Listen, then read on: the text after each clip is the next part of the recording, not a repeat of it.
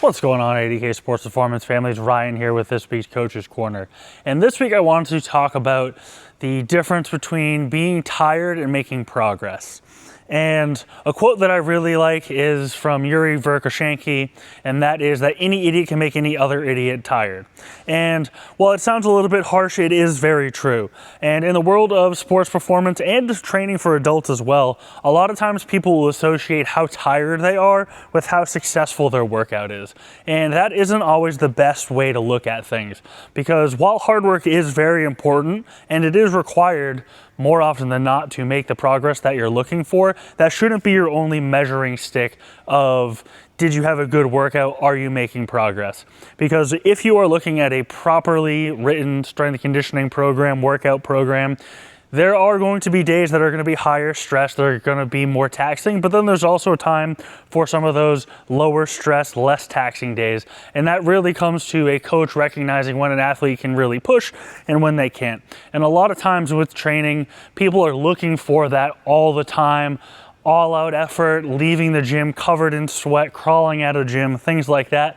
And a lot of people kind of glamorize that. And while that, again, is important to do sometimes, doing that all the time is not a great idea. So if you're someone who's training 4 days a week, you shouldn't be kicking yourself really hard all 4 of those training days.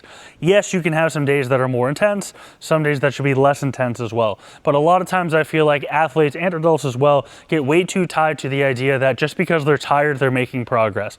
Because back to that quote, any idiot can make another idiot tired. You can have someone run back and forth for an hour, do a bunch of burpees, a bunch of this, that, and the other, and they're going to leave real tired. They're probably going to be real sore. But did they get any better?